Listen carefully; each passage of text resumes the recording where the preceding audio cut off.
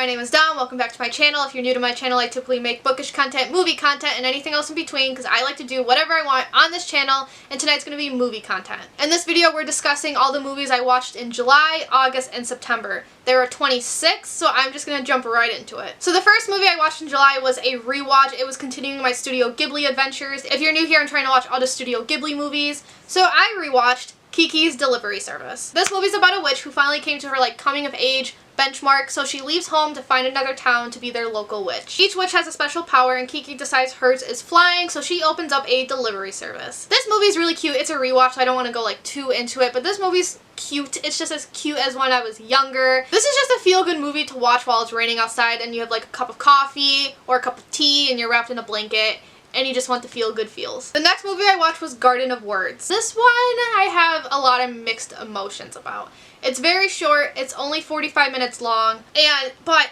God, okay.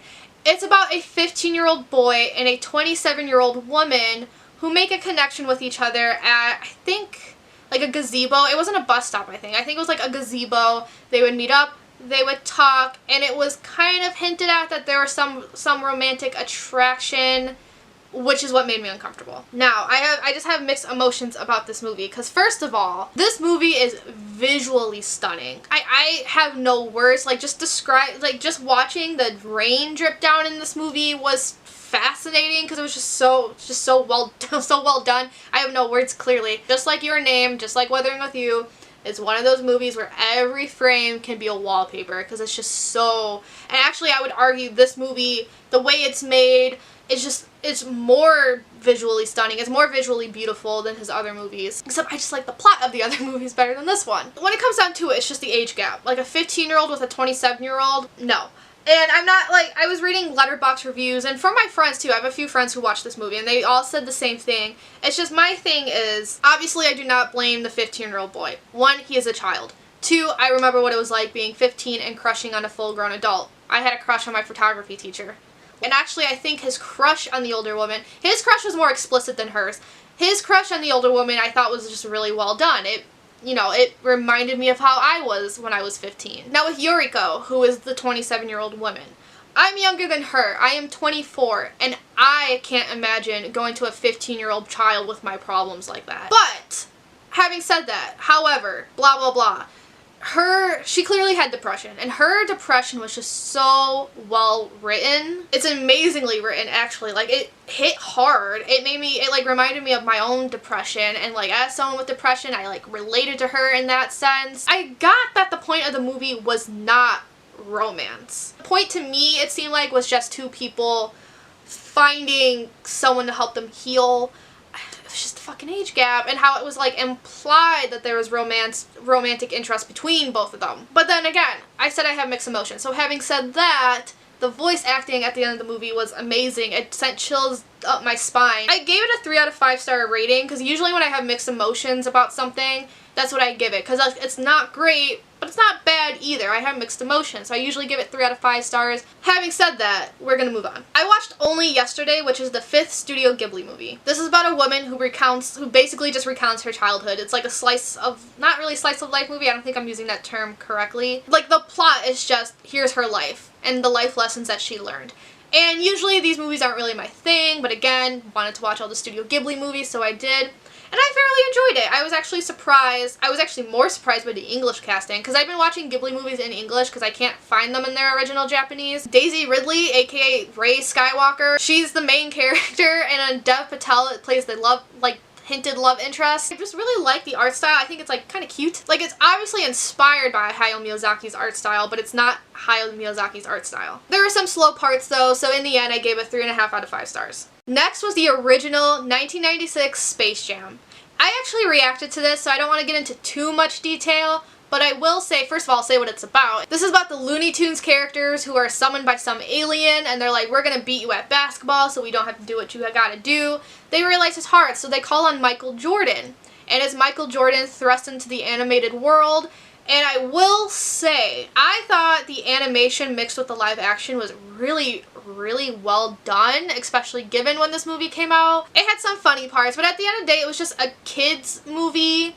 And you know, there's like family movies that everyone can enjoy, but then there's just straight up kids movies, which is what this is. And I think I just watched it at the wrong age because I just missed the benchmark. I think that's why I didn't like enjoy the movie as much as I could have. But like, it was still good. I gave it 3 out of 5 stars. It's a good kids movie. So number 5 was Zathura, which is like a sci-fi movie. It's kids playing this game called Zathura, and then the game comes to life. Their house is thrusted into space. And it's based off a book written by the same guy who wrote The Polar Express. And I'm like, oh, I really like The Polar Express. I have a vague memory of my teacher reading us Zathura. So I was like, oh, maybe I'll like this movie. So I watched it. Zathura was terrible. This is one of the worst movies I've seen this year. I really like this premise, and I'm sure a lot of creative liberties were taken because if you see how small the book is, it's tiny. It's probably like 40 pages at most, and it's a picture book. So I'm sure a lot of creative liberties were taken. I just don't...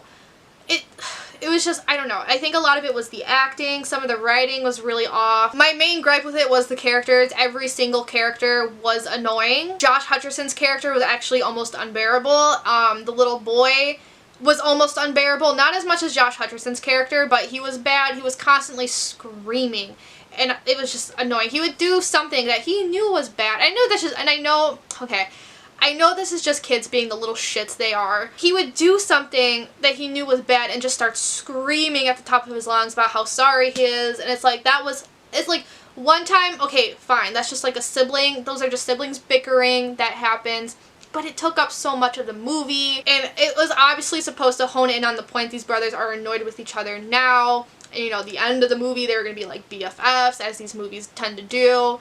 But it was knocking us over the head with it a little too much. And the acting was bad. Not so much Josh Hutcherson, who was like a baby in this movie. I couldn't believe how young he was. But the little brother was horrible. Like, I mean, he's a kid. I wasn't expecting some Oscar-winning performance. But, like, give me something. Kristen Stewart was in this, and I think, like, there was no point of her being in this other than for, like, comedy reasons. Would I have enjoyed this movie as a kid? Maybe, but I was reading some Letterboxd reviews, and a lot of people were saying like this was great as a kid, but now this is garbage. So yeah, one of the worst. It's like I gave it 1 out of 5 stars. It's like one of the only, I think out of all my movies that I've seen this year, I gave maybe at most 3 movies 1 out of 5 stars. Next, I finally watched Knives Out. How long has this been out? How has it taken me so long? I didn't even like plan to watch this. I kind of watched it on a whim. If you don't know what this is about, this is like a murder mystery, essentially. An old man dies, and he dies in front of his nurse. Here comes Daniel Craig, come to investigate. So she's trying to get the scent off his trail, and it's a mess. But it's a good mess, because I gave it 5 out of 5 stars. I was honestly amazed with twist after twist, and getting to the end, and seeing everything come together as well as it did. And because it's a murder mystery, and every detail is important, I don't want to get too into it, because like, it's very spoiler territory talking about this movie. It's one of my favorite movies of the year. Like, right now, it's one of my top 10 favorites. It has inspired me to become smart. I would love to write a story like this, but I am just not smart enough. I am not clever enough.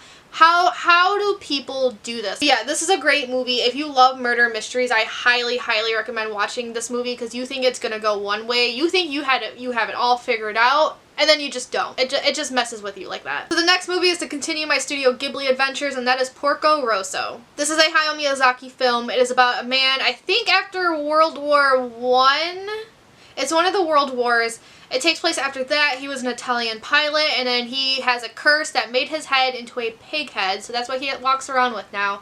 And now he's just a bounty hunter, and it's his adventures from there. Unfortunately, I was not a big fan of this movie. I know there's just some people who fall in love with every single Studio Ghibli movie, but I am not one of those people. Like, I just watch them for what they are. I was just not a fan of this one. I was incredibly bored, to be honest, and I honestly thought the movie was forgettable. And I still think it's forgettable because I'm having a hard time trying to remember what actually happened. At the time, I gave it 2.5 out of 5 stars. There were some things that were cute about it. I really liked the main female character. I really liked her. I liked our main character as a person, but he's also just not one of the most upstanding protagonists I've ever come across. So yeah, I wish I could expand my opinion, but it's just I'm having a hard time remembering.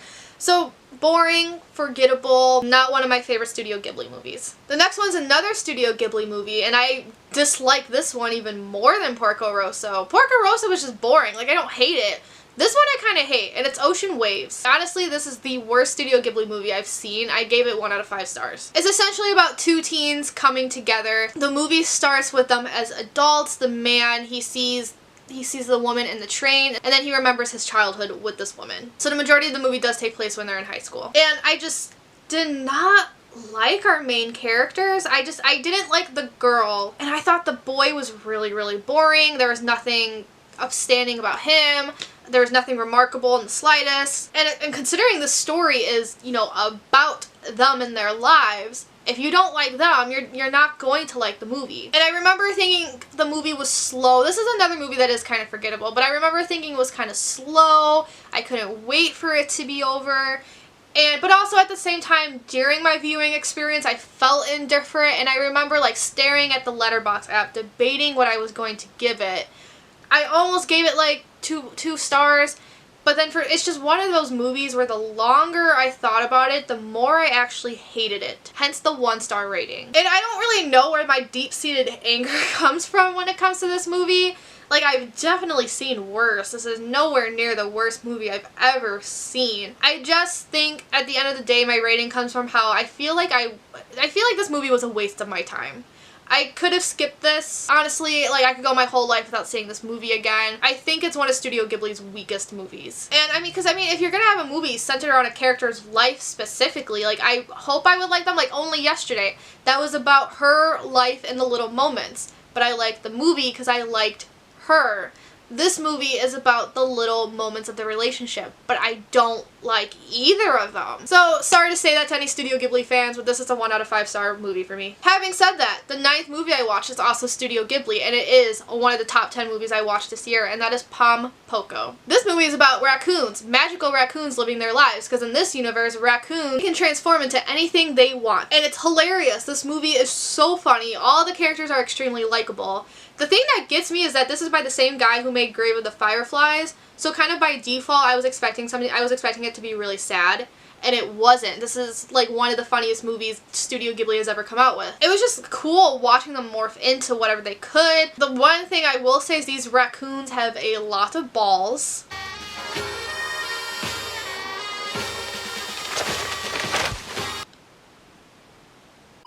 The music was great. There was one scene where it was like this huge festival, because part of the story is that their forest is dying, and it's because of the humans. So the raccoons are trying to make the humans go away. So there was this festival that they had to, not really a festival, but it was like a parade they had to try to scare the humans away. And that was the best scene of the whole movie. It was so captivating. I couldn't look away, and I just want to hug these characters, you know? But yeah, so I gave it 4.5 out of 5 stars because the only critique I have is that it could have been a little shorter. It was a little on the long side. Number 10 has a long title. That is Violet Evergarden, Eternity in the Auto Memory Doll. So, in order to talk about this movie, I do kind of have to talk about the anime. There is an anime called Violet Evergarden. It's only 13 episodes long plus an OVA. And then there's this movie. The anime Violet Evergarden is about a girl who is a child soldier. It's a fictional war. It's highly implied that it's based off of World War I. She was living in like a fictional European-inspired country, and she wants to become an auto memory doll. Back in the day, people couldn't really write and read, so they would actually pay people to write letters for their loved ones. And Violet had like a companion named the Major, and his dying words were, "I love you." So the reason she wants to become an auto memory doll is to learn what the phrase "I love you" means. And for a 13 episode long show, it was incredibly impactful. People say you will cry your eyes out. Episode 7, I started sobbing, and then the tears just never stopped. I didn't stop crying. So there's just some things, like I couldn't look away from the TV because, not only because of what was happening and it was intense, just because of how beautiful everything was to look at. And this movie, still just as beautiful. This movie's kind of told in 2 separate episodes. That's what it could have been. They each could have been like their own OVA, but they both come together really well. It's hard to tell at first just because the differences between the two can be a little jarring in the beginning, but once they come together, you're like, oh my god, this is so sweet. I have a tear in my eye. And it's a feel good anime. I will say it's not as good as the anime itself. Like the anime itself I gave like 5 out of 5 stars. You'll see in my wrap up I liked it better than Attack on Titan. Oh my god. The movie itself I only gave 3.5 out of 5 stars. I was a little disappointed it wasn't emotional as the anime, but I wanted to complete the Violet Evergarden universe, which I kind of did. I completed everything that's on US Netflix, but this month Violet Evergarden the movie comes out and I'm excited. I'm saving it until after spooky season, but we finally get a conclusion on her story and I can't wait. Number 11 is Children of the Sea. This is about a girl whose father works in an aquarium. She comes across these 2 boys that she noticed are swimming with the fish in their tanks. And it turns out these boys were born and raised in the sea and raised by manatees. They're also holding like some big secret, which like the rest of the movie is trying to figure out like what this thing is and to save their lives. The artwork, because it's anime, we have to talk about the artwork. Very mixed emotions of the artwork, because there were just some scenes that looked really cool, but then there were other scenes where if they zoomed in too much on a certain character, you jumped a little. I was like, ah, like what am I looking at? Like it was kind of scary looking at them. I think the character designs is what got me, but I kind of like what they used to create the style. The artwork looks like paintbrush art, if that makes sense. The other thing about this movie is that for the first like hour and a half, how long? I don't know how long this movie is. But for a good majority of it, I understood what was going on. To me, it was just a girl who met these people raised in the sea and she was hanging out with them. But then it gets to the point where they kind of bring in the whole like secret thing that's like controlling their lives and their lives depend on it. That's when the movie started getting a little bit confusing. I knew what was going on, but at the same time, I'm like, what happened? Where did this come from? The last 30 minutes of this movie, like the climax, to this day, I have no fucking clue what the fuck I was watching. I had no idea what was going on. However, I was still incredibly enthralled. It was mesmerizing in a sense, because even though I had no idea what was happening, I still couldn't look away. And like I said with the artwork, it's a hit or miss. At this point, it was a hit. Like, it was some of the most gorgeous artwork I've ever seen. But what was happening? What was happening to these characters? Don't ask me to write a report about it, because I can't. I don't know what was going on. I was reading some reviews. I'm not alone in this. A lot of people have no idea what was going on, but it was fun. Having said that, I don't know if I would like recommend this to everyone, but I will let you know, because of how enthralling that experience was, this movie got 4.5 out of 5 stars for me. Next was Whisper of the Heart, which is another Studio Ghibli movie. Shizuku lives a normal life, dominated by her love for stories and writing. One day she notices that all the library books that she has been previously checked out by the same person, Seiji Amasawa. Curious as to who he is, Shizuku meets a boy her age whom she finds infuriating, but discovers to her shock that he is her prince of books. As she grows closer to him, she realizes he merely read all those books. Okay, now they're just spoiling the whole movie and that. So yeah, it's a cutesy coming of age little romance between I think high school students. They're either late. No, they are high school, because he talks about going to college. And it's just cute. It's just cute in the way Studio Ghibli is cute. I was not expecting to hear Take Me Home Country Roads in Japanese, so that was kind of a trip. But I enjoyed myself watching this. I like the feel-good feelings it gave me, you know? Like, unlike Ocean Waves, I enjoyed both these characters. I loved Shizuku's imagination, because you got to see, you not only did you get to see her real life, but sometimes there were moments in the film where they would animate her dreams and her story writing and the stories other people told, and I thought that was really cool. I gave it 4.5 out of 5 stars, but I will say I think that was a bit too generous. I kind of want to give it 3.5 out of 5. I'm not really sure. So hold that thought. Nothing else to say about that. So then I watched On Your Mark, which is also Studio Ghibli, but it was made for a music video. So I can't really like talk about it. Like, it's not technically a film, but because it's Studio Ghibli, I'm counting it. I mean, it's a music video. So I gave it 3 out of 5 stars. Number 14 is one of my top 10 movies of the year, and that is Princess Mononoke.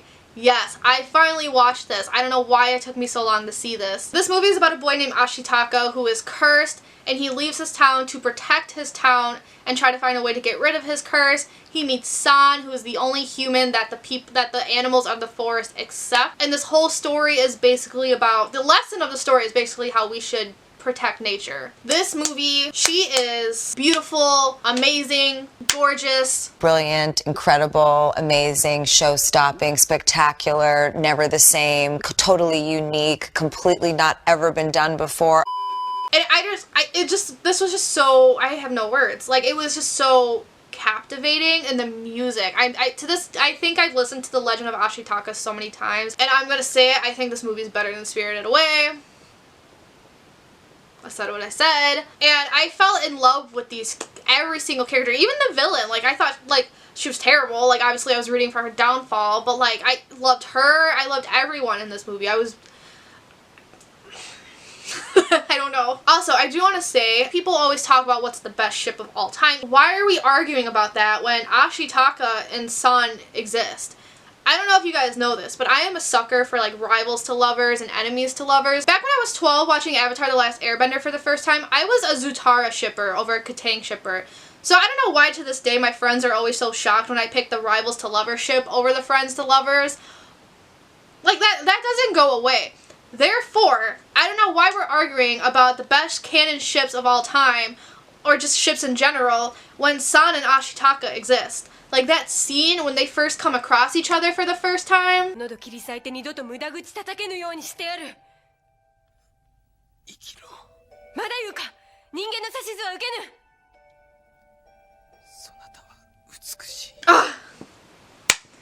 That's when romance and fiction peaked. The rest of you romance writers can go home. I don't know why I'm a sucker for that scene. I've seen it everywhere on Twitter. Not parodied, but, like, people will take a different fandom. Like, they'll take, like, Shinobu and Giyu from Demon Slayer, and they'll draw Shinobu in San's place and then Giyu in Ashitaka's place. So, like, I've seen fandom artwork like that before. So I knew the scene existed somewhere. I just didn't know it was Princess Mononoke. And for some reason, I've always kind of liked that dynamic. I don't know, like I said, I'm a rivals to lovers stan. So, like, finally getting to see it in action, I was like, oh, I see what people are talking about, because that scene is great. Besides my, like, fangirling here, like, there are important messages. Here's Ashitaka trying to tell these people, hey, don't destroy your forest, because that's the lesson of the movie, is that humans are shitbags. We treat the earth like garbage. We're still, like, this movie came out in the 90s, and we're still having to teach people that lesson today. Maybe when I was a kid I wouldn't have gotten it. That's why I'm glad I watched it when I was older, because it is kind of glaringly obvious what the message is, and I feel like a lot of people need to see it, because the world is falling apart. I just love how Hayao Miyazaki takes these serious lessons and messages and morals, what have you, and makes them into fun adventures, but he also writes them in a way where, like, the lesson isn't smacking you in the face, but it's also not discreet. Like, you can easily see it. And, like, you know, besides me fangirling over, like, rivals to lovers, like, romance here and blah, blah, blah, but, like, besides that, I was still captivated by how fun this adventure was, and by how, like, scary it could be at some times. You know, other times I was freaking out because I didn't know what was gonna happen, times where I was angry, when I was sad, and I don't know how Hayao Miyazaki can have my emotions in a chokehold like this. But I love the man for that. He has my utmost respect for just manipulating me in any way he can, and it works. And that's why this movie's just so beautiful. And the visuals were beautiful too. The characters were amazing. The art, the music, the lessons. Another reason the lesson is important to me is because I'm a zoology major. Like, I care about animals. I care about their habitats. I care about the climate. I care about the environment in general, which I think is why I love this movie so much, and I'm gonna hold it dear to my heart forever. This movie is forever gonna have me in a chokehold because it's just so amazing. The next movie I watched is The Martian. This is about a man who goes to Mars, and after a mission failure, his comrades leave him behind, and now he has to figure out how to survive. I reacted to this movie. I also read the book. Both the movie and the book get about 3 out of 5 stars from me. I do like the ending better than the book. I do talk about this in the reaction, just because in the book, considering what his goals were, I think we needed, like, a little epilogue talking about it. But we didn't get that, but in the movie we do, so I think it wrapped things up nicer than the book did. Number 16 is Reminiscence. This takes place in, like, a post-apocalyptic world. It's post-war, Miami is sinking, so then our main character, played by Hugh Jackman, opens up, like, this memory company where you're put in a machine and your memories are played for you within your mind. And as these movies do, it turns into a romance. I thought the premise of this movie was great, like, post-apocalyptic, The world is sinking. They're living in a sinking world. They also live by night. They sleep during the day, live at night. And I just feel like there's so much you could do with that. Unfortunately, this is my other 1 out of 5 star rating. Like, the execution of this was actually pretty terrible. There was no explanation for why Miami was sinking. I mean, granted, there's some stories where you don't need to know why. My problem was, it wasn't important to the story. There was no reason for this plot to take place in a world that is sinking. If they were to, like, use that to their advantage, that would have been better. But they didn't.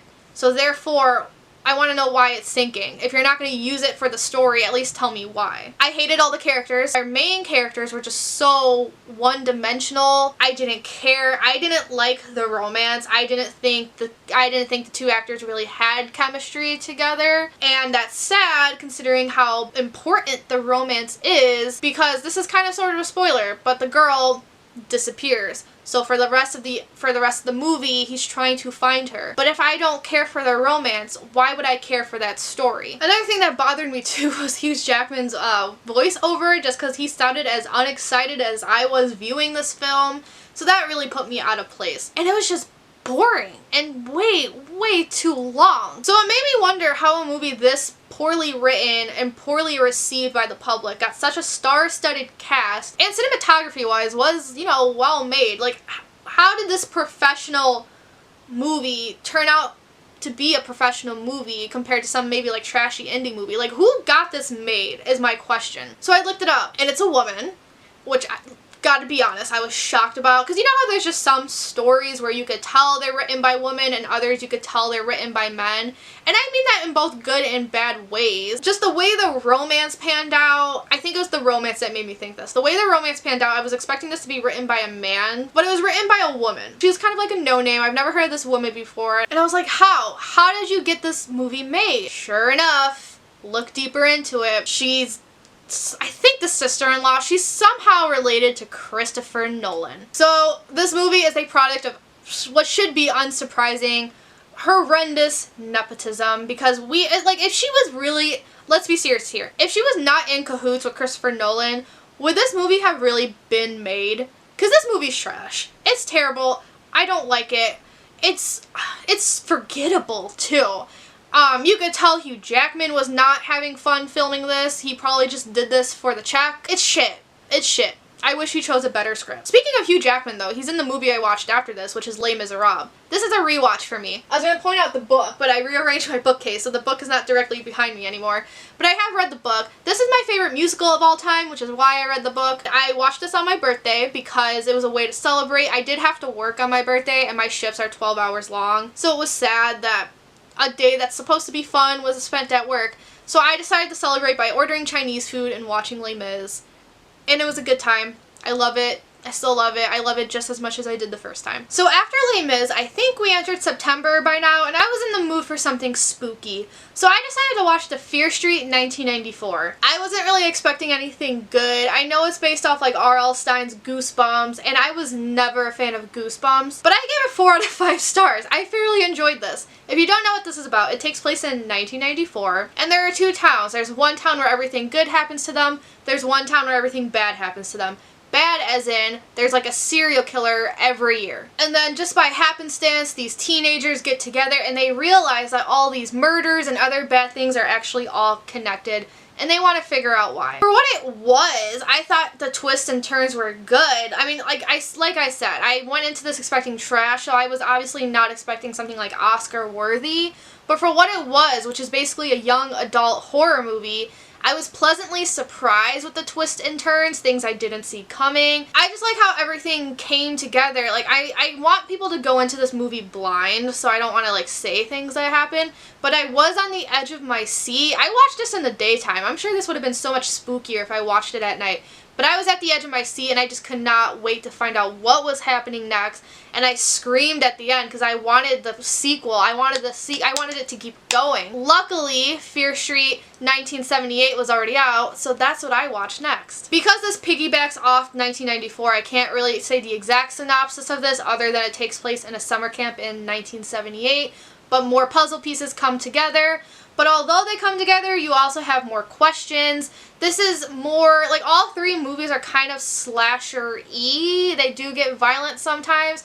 This one's more of a slasher than the other two. They're definitely, like, this one was definitely inspired by, like, the old school 70s and 80s slashers and all those summer camp movies. Admittedly, this one was actually my least favorite of the trilogy. I gave this one 3 out of 5 stars, so I didn't hate it. It was still good. I was expecting it to be more clever, like the first one was. But other than that, like I said, 3 out of 5 stars. Finding out that the next one takes place in 1666, and therefore about, like, the whole, like, Salem witch trial stuff, I immediately watched Fear Street 1666. And again, this piggybacks off other movies. Not 1, but 2. So I can't really get into the full synopsis of it, other than that it takes place in 1666, near the time of the Salem witch trials. This does not take place in Salem, though. Like, Fear Street is supposed to take place in, I think, a whole different state. I don't even think it's Boston at all. Hold on. Where does Fear Street take place? Shadyside. Okay, that doesn't help.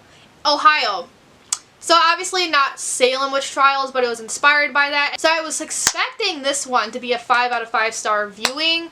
It was only 3.5 out of 5 stars. I wanted to be on the edge of my seat. I wanted that feeling the first one gave me, but this one didn't really give me that. But I did like it better than summer camp for reasons I can't really describe why. Maybe just because I'd rather watch witchy stuff than I'd rather watch summer camp stuff. But without really spoiling anything, my main takeaway from this movie is that men really are something else. But yeah, as a whole, even though none of these movies were 5 out of 5 stars, this is a fun, enjoyable series. If you just want to sit down and munch loudly on some popcorn, this is the series to do it with. Next, I continued my Studio Ghibli adventures with My Neighbors the Yamadas. This movie is about the Yamada family, and it's just their it's a slice of life. It was really fun at first. I liked the different animation style. It actually reminds me kind of the Peanuts. Like, some of their facial expressions would remind me of how Charlie Brown's face looks when he gets angry. It's just story-wise, this got old fast. Like, the first 2 parts were really cute. So as the movie went on, therefore I felt like this would have worked better as a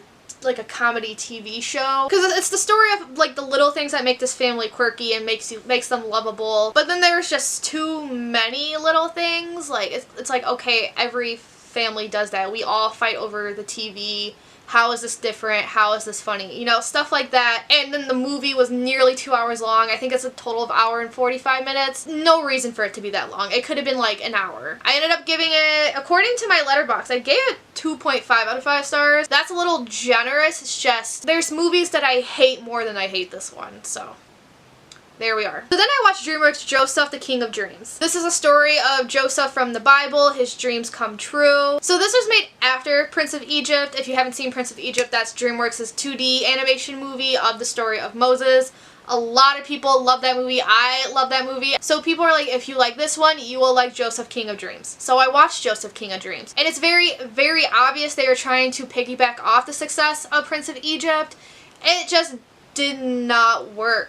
This movie's bad. First of all, I think the major difference is that Prince of Egypt was a theatrical release, to my knowledge, whereas this one was straight to DVD. They're gonna have completely different budgets. And that was one effect of the movie. And you could tell by the animation they had completely different budgets, because while Prince of Egypt flowed really, really, really, really well, this one did not. Like, the character movements were very awkward. The facial expressions were weird. They made me cringe and uncomfortable to look at. I can't even describe the style of the music in this. There was also just no reason for this to be a musical, because in Prince of Egypt, and just musicals in general, the characters are singing. Whereas in this movie, it was, how do I even describe it? Like, it was clearly those actors and actresses singing, but they didn't show the characters singing on screen. The characters were doing their shit while the actors would sing in the background. And just the music didn't match the tone. It didn't match the era, quite honestly. I feel like the music was way before,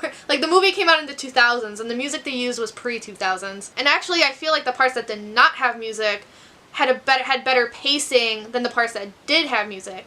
The songs actually fucked up the pacing of this movie. And I know these are based off biblical characters, but the way they're portrayed in this movie, boring.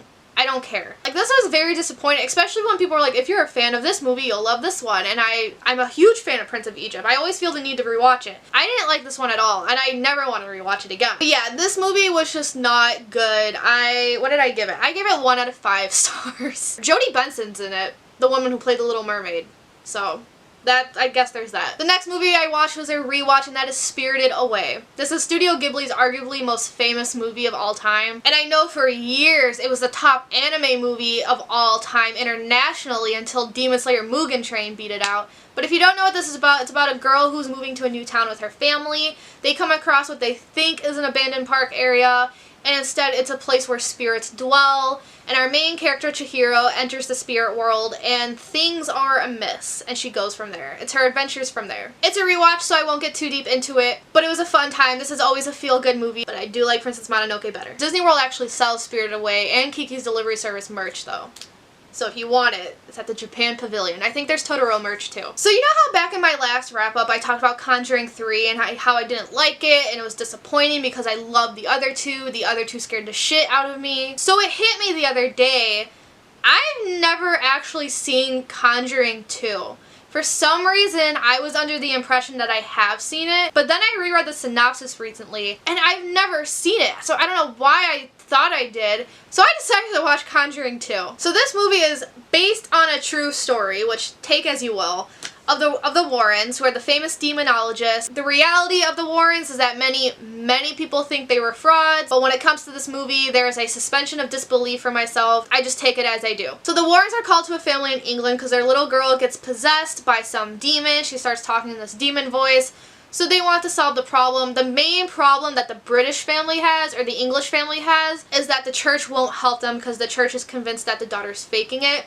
In order to help them, the Warrens have to present a case and prove that she is not faking it. And y'all, let me tell you, this movie's terrifying. I chose to watch this movie in a dark room by myself because, you know, I wanted to set the ambiance. And like within 20 minutes it was a huge mistake. I was looking at the screen through my fingers because I was so scared. James Wan has a way of manipulating you. You think you're going to be scared one moment, so therefore when you should be scared, you're not expecting it, and it scares you even more.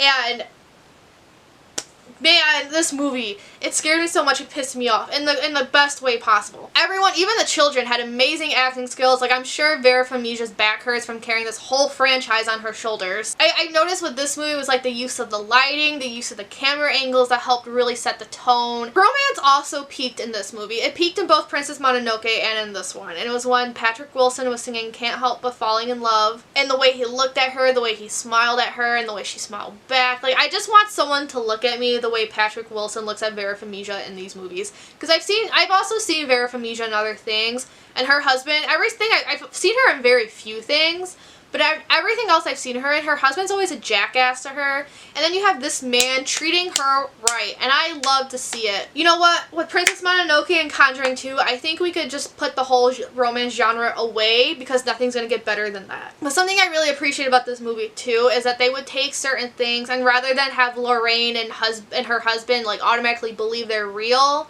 the Warrens were skeptical, and you know, even the Warrens were like, well, if we don't have proof this is real, we can't bring the church in, like, we want to help you. And that's what I really appreciate about this, just because there is that big debate about whether or not ghosts are real and whatnot. I wanted a scary movie, and I got it through this. For the rest of the night, if I saw a weird shadow, heard a weird noise, I got scared. I freaked myself out about it, and it's my fault, because I chose to watch that movie alone in a dark room. And I could have turned the lights on whenever I wanted. I could have paused the movie and take a breather. And I never did those things. I continued, because go big or go home. Mama didn't raise a quitter, you know? But I had regrets that night. So I gave this movie 4.5 out of 5 stars. So next I watched a silent film, and I reacted to this, so I don't want to get into too much detail about it. But that was 1925's Phantom of the Opera. This is based off the book Phantom of the Opera, which I have not read. I wanted to, just never got to it. This takes place in France in an opera house, and there is a man that a lot of people are weary of, and he lives there, and he's like obsessed with this woman, Christine Daae, and everyone calls him the Phantom. And it's a creepy movie, and I think the book went for creepy too. I said this in my reaction video, the musical, from what, like, pre-watching this movie, I knew the musical, like, highly romanticized the story. If you watch the musical, Christine falls for these manipulation tactics in Act 1. Act 2 is when it kind of like finally hits her that like, hey, maybe you should stay away from him. But in Act 1, you kind of see her falling for it. Whereas in this movie, Christine was like, hell no, the entire time. And I appreciated that. This movie also has like a creepy, eerie ambiance. And there's times in this movie where you'll go a few minutes without having like a dialogue card. So you're just watching the characters perform their actions, but you're sitting there like stressed out wondering what's gonna happen, what they're gonna do. And I know some people in the comments of that video already mentioned a few other remakes that were made pre-musical, so I might look out for those as well, and of course hopefully one day get to the book. So then the last movie we're gonna talk about is Studio Ghibli's Cat Returns. So our main character in this movie saves a cat from getting hit by a truck, and suddenly all these other cats that are talking go up to her, give her gifts, and then they tell her she is going to be forced to marry the prince of this cat world. I walked away from this movie indifferent. Like, I was entertained while watching it. I didn't hate it, but I'm not racing to see it again. If people ask for like my top Ghibli movies, I'm not recommending this one. And like, in conclusion, it's not the best thing I've ever seen, but it's not the worst. It's very short. So it has nothing, so like pacing is something I can't really critique because it's very short and I was aware of how short it was. So the pacing remained the same throughout. It's just, I don't want to say it's like childish, but like it's something I probably would enjoy a lot more if I personally was a child, just because of the way the fantastical world was written about. It was predictable, like I saw, and I'm not just saying that because the foreshadowing was done right or whatever. It just was. It was predictable, and I mean that in a negative way. And you know, I wasn't like the biggest fan of our protagonist. She wasn't bad, she was just boring. The other thing that took me out of this movie actually was our voice actress. Anne Hathaway was our main character. Our main character is clearly like in early high school, but at the point of Anne Hathaway recording her lines, Anne Hathaway already sounded like a grown adult, and I think that took me out of the story a little bit. Because, like, this story is for, like, young teenagers. But because of Anne Hathaway's voice, I felt like I was watching an adult act childish, if that makes sense. And not only that, but when I realized it was Anne Hathaway, because she's not a voice actor, she didn't really do anything to make the voice her characters. I didn't feel like I was watching our main... I think her name's Haru. I didn't feel like I was watching Haru. I felt like I was watching Anne Hathaway. Alas, here we are. I gave this movie 3.5 out of 5 stars. And that is it for my movie wrap-up. I don't know how long this video is going to be. I feel like it's short, but I said that last time, and then my raw footage was like an hour and a half long. So we'll see for this one. Let me know down below what movies you've been watching, what are your favorites, what are your least favorites. But yeah, other than that, I have nothing else to say. So if you like this video, give it a big thumbs up, comment, subscribe. Y'all know the drill. Without further ado, I'm going to peace out, and I'll see you guys later. Ciao a tutti.